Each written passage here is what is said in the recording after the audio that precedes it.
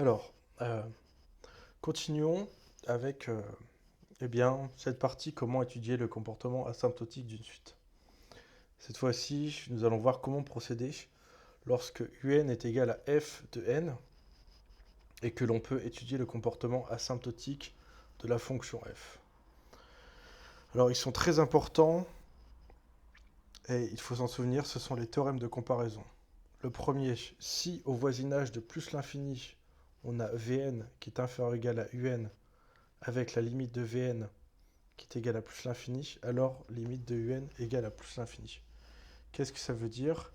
Ça veut dire que si il existe un rang, donc s'il existe par exemple grand N appartenant à l'ensemble des entités naturelles, tel que pour tout N supérieur ou égal à ce grand N, eh bien Vn est inférieur ou égal à Un, alors si limite de Vn lorsque n tend vers plus l'infini est égal à plus l'infini, et bien logiquement, étant donné que à partir de ce rang un majore tous les termes de Vn et que finalement ces termes de Vn vont tendre vers plus l'infini lorsque n tendra vers plus l'infini, bien alors c'est logique que la limite de Vn soit plus l'infini.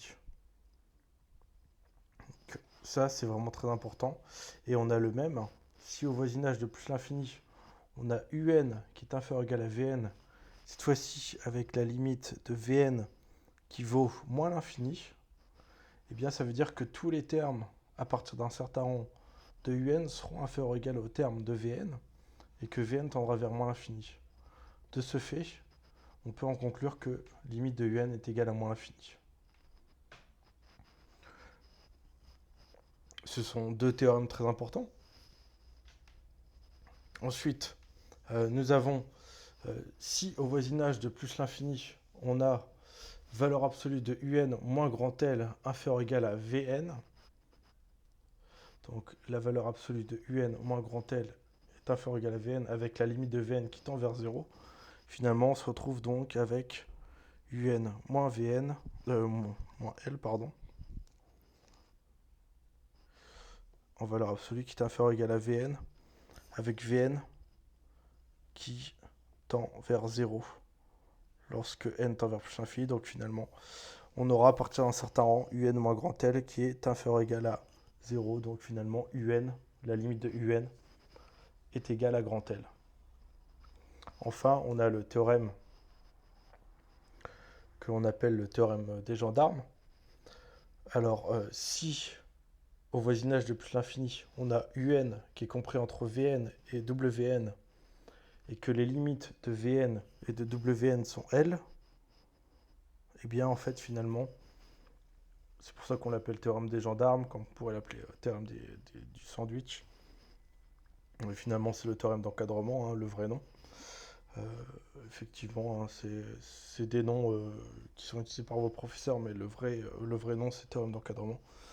Eh bien, limite de Un sera égale à grand L. Ensuite, donc ces théorèmes de comparaison sont vraiment très importants à retenir. Ensuite, on a le théorème qui donne la limite de q puissance n lorsque n tend vers plus l'infini. Alors si q égale 1, la limite est égale à 1, effectivement, 1 puissance n, c'est égal à 1, même si n égale 0 d'ailleurs. Donc lorsque n tend vers plus l'infini, ça fera forcément 1. Eh bien, on a trois cas, hormis ce cas où q vaut 1. Alors on a trois cas. Tout d'abord le premier. Si q est compris entre moins l'infini et moins 1, alors limite de q puissance n n'existe pas lorsque n tend vers plus l'infini. Effectivement, si on prend moins 1 puissance n, qu'est-ce que ça va faire? Eh bien, si on représente sur une courbe, donc moins 1 puissance n, ici, si on présente sur un graphe, ça va faire donc 1 moins 1. Donc en 0, ça fera 1. On se retrouvera ici. En 1, on se retrouvera ici. Puis ici. Puis ici. et ainsi de suite. Donc finalement, en fait, on n'a pas de limite. Ça vaudra soit 1, soit moins 1. Dans le cas où Q égale 1, bien sûr. Q égale moins 1, pardon. Si c'est moins 2, ensuite, il faut faire le calcul, mais effectivement, retenez que limite de Q puissance n lorsque n tend vers plus l'infini n'existe pas. Si Q est compris entre moins 1 et 1, eh bien, dans ce cas-là, la limite sera égale à 0.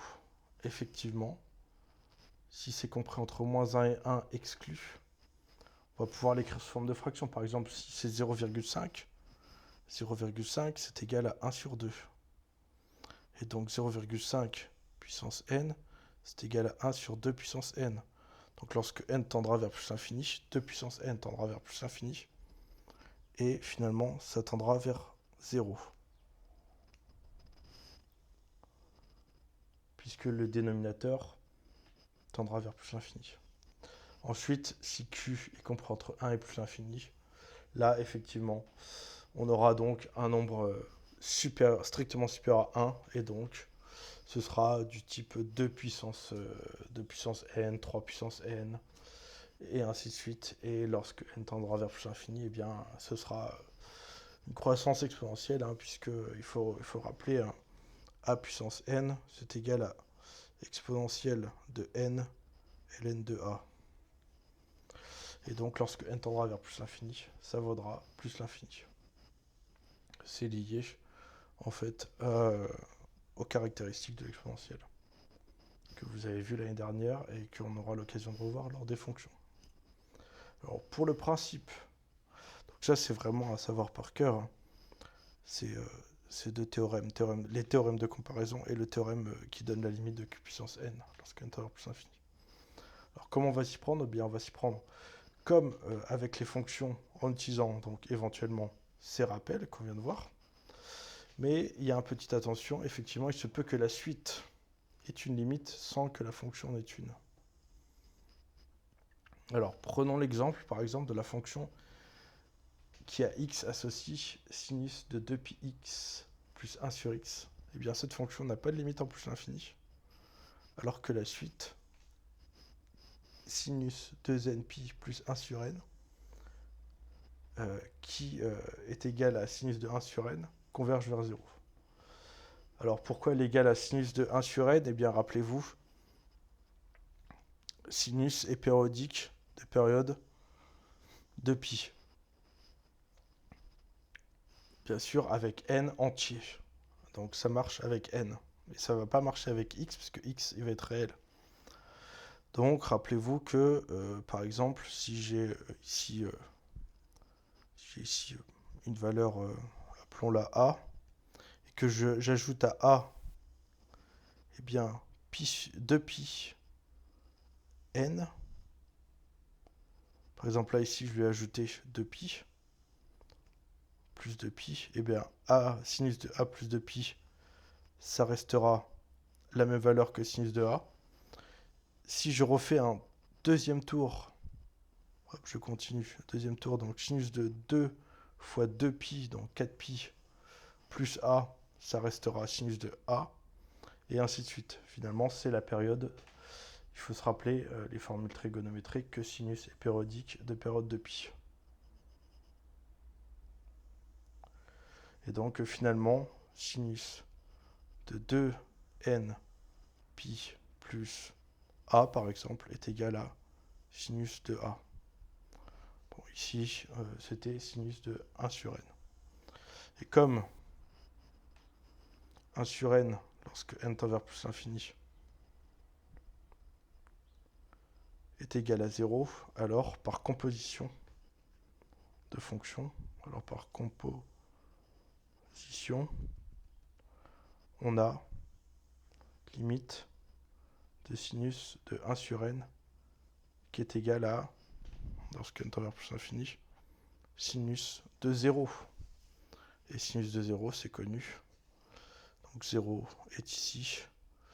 Le sinus, on le retrouve sur l'axe des y, eh bien, il vaut 0. Sinus de 0 est égal à 0. Alors peut-être, il est intéressant, il peut être intéressant d'expliquer pourquoi la fonction qui a x associe sinus de pi x plus 1 sur x n'a pas de limite en plus l'infini. Alors, avouons-le, à votre niveau, c'est un peu compliqué de l'expliquer. Généralement, on l'explique par la courbe. Hein. On explique que finalement, la courbe, eh bien, elle ne trouvera jamais de limite, puisqu'elle sera comme ceci. On ne trouvera jamais de limite. Mais en fait, quelque chose de plus intéressant, c'est le théorème que vous verrez l'année prochaine pour ceux qui continueront en mathématiques. C'est soit f, une fonction de l'intervalle, i dans R, donc une fonction, et L appartenant à R, tel que, eh bien, f de x tende vers L lorsque x tend vers A, alors, pour tout de suite, x indice n avec n appartenant à grand N, à valeur dans l'intervalle i, intervalle de départ, à valeur dans i, et donc tout de suite qui a donc des valeurs dans i et qui tend vers A, tendant vers A, alors on a f de x indice n, lorsque n tend vers plus l'infini, qui vaut L. La limite de f de xn vaut L. Eh bien, en fait, ce théorème est particulièrement utile pour démontrer qu'une fonction n'admet pas de limite finie en un point. C'est effectivement lié aux suites extraites. Alors, en fait, il va suffire, pour démontrer qu'une fonction n'a pas de limite en un point A, d'exhiber deux suites x indice n et y indice n ayant toutes les deux pour limite A, est telle que limite de f de x n lorsque n tend vers plus l'infini et limite de f de yn lorsque n tend vers plus l'infini existent mais sont différentes. Et ainsi on démontre que la fonction n'admet pas de limite. Alors, du coup, pour en revenir à notre x sinus de pi x plus 1 sur x, ce que l'on peut faire, c'est que on peut prendre, par exemple, x indice n, la suite x indice n définie par 2nπ, et la suite yn définie par 2n plus 1 sur 2 pi. Et bien alors, on a limite de 2nπ, donc de xn, lorsque n tend vers plus l'infini, qui est égal à plus l'infini, on est d'accord. Et limite de yn, donc de 2n plus 1 sur 2 facteur de pi, lorsque n tend vers plus l'infini, qui est égal elle aussi à plus l'infini, puisque n tend vers plus l'infini, donc finalement ça fera 2 fois l'infini fois pi, donc ça fera l'infini plus pi sur 2. Infini plus pi sur 2, ça fait l'infini. Mais, limite de sinus de 2nπ, lorsque n tend vers plus l'infini, attention là, on est bien sur des entiers naturels, eh bien elle vaut 0, effectivement. Rappelez-vous, notre cercle trigo, 0, ici, les valeurs ici, c'est 0, 2 pi, 2 fois 2 pi, donc 4 pi, et ainsi de suite, 2 fois 3 pi, 6 pi, et en fait c'est 2nπ. Et donc à chaque fois, on reviendra sur 0. Donc la limite de sinus de 2nπ, lorsque n tend vers plus l'infini, est égale à 0. Par contre, la limite de sinus de 2n plus 1 sur 2 facteur de pi, lorsque n tend vers plus l'infini, donc elle est égale à limite de sinus de 2nπ plus pi sur 2. Là, on fait de la distributivité. Hop. Et comme sinus est périodique de période de pi, eh bien ça fait sinus, ça fait limite en fait, lorsque n tend vers plus l'infini, même s'il n'y a plus de n, de sinus de pi sur 2. Et sinus de pi sur 2, c'est bien connu, hein. Hop, pi sur 2, on le retrouve ici. Pi sur 2, donc le sinus, il vaut 1. Donc c'est égal à 1. Ainsi, en fait, on a démontré que, pardon, on avait deux suites. Donc la première xn égale à 2nπ et la deuxième yn est égale à 2n plus 1 demi facteur de pi, qui convergeaient toutes les deux, eh bien, enfin qui avaient toutes les deux, pardon, la même limite, qui était plus l'infini, mais que limite de f de xn lorsque n tend vers plus l'infini est égale à 0, et la limite de f de yn, elle est égale à 1. Donc finalement, comme elles sont différentes, on peut en conclure eh bien, que la fonction qui a x associé, sinus de 2π x plus 1 sur x, n'a pas de limite en plus l'infini. Alors ça, bien sûr, ce n'est pas au programme, puisque ce sont des démonstrations un petit peu compliquées. Normalement, à votre niveau, on se contente de dire en regardant la courbe, mais étant donné qu'on veut faire ça sérieusement, eh bien, je vous ai mis le petit théorème que vous verrez l'année prochaine et la manière donc de le démontrer. Donc là, on a vu effectivement un exemple pour notre petite attention. Souvenez-vous, hein, il se peut que la suite ait une limite sans que la fonction en ait une. Et c'était un exemple qu'il fallait bien sûr que j'explique. Alors, maintenant que ceci est dit, pardon, eh bien, on va passer à un exemple. Alors, donc, rappelez-vous, on est dans les théorèmes de comparaison, théorème de limite de q puissance n lorsque n tend vers plus l'infini. Et bien là, on a un exemple qui est étudier le comportement asymptotique de la suite u indice n défini par u indice n égale à 2n carré moins 3 sur n carré plus 1 plus 3 sur 4 puissance n. Alors, dans un premier temps, eh bien en fait, on va toujours se charger de cette partie-là parce que, effectivement, ça nous fait penser à q puissance n. Et bien, on connaît un théorème. Alors, le théorème, qu'est-ce qu'il nous dit? Bien, comme donc c'est 3 quarts, comme moins 1 est strictement inférieur à 3 sur 4, strictement inférieur à 1, alors, il suffit de se souvenir du rappel, alors, limite de 3 sur 4 puissance n est égale à 0 lorsque n tend vers plus l'infini. C'est tout simplement dans le rappel. Ensuite, pour la limite, donc on a déjà ici ça qui tend vers 0.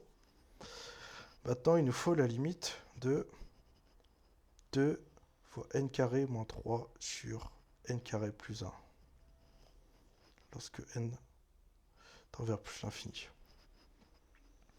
Alors rappelez-vous, mais on le reverra aussi dans les fonctions, lorsqu'on a une fraction et qu'on veut se débarrasser d'une forme indéterminée, parce que là, effectivement, on a plus l'infini sur plus l'infini, hein, parce que 2n carré moins 3, ça tend vers plus l'infini, et n carré plus 1, ça tend vers plus l'infini. Donc on a une forme indéterminée, plus l'infini sur plus l'infini.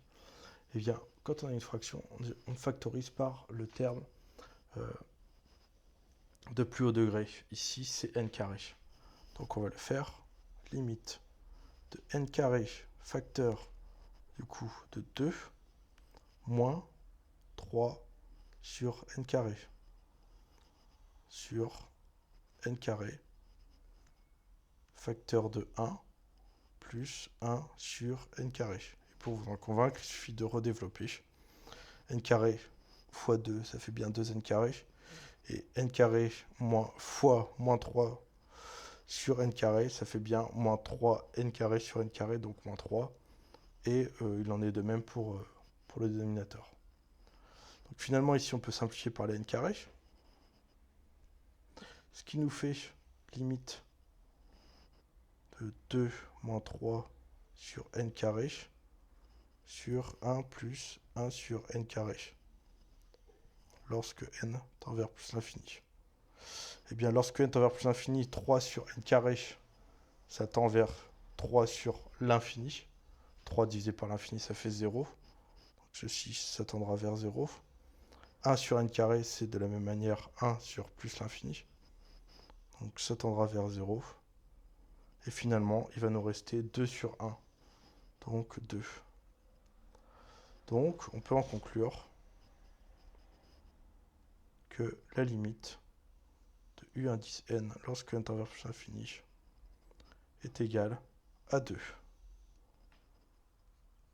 Alors voilà pour cette vidéo.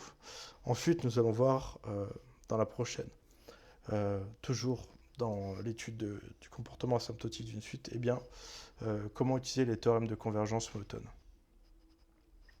Avec tout de suite croissante majorée converge, tout de suite décroissante minorée converge, et ainsi de suite. Donc je vous donne rendez-vous dans la prochaine vidéo. A tout de suite.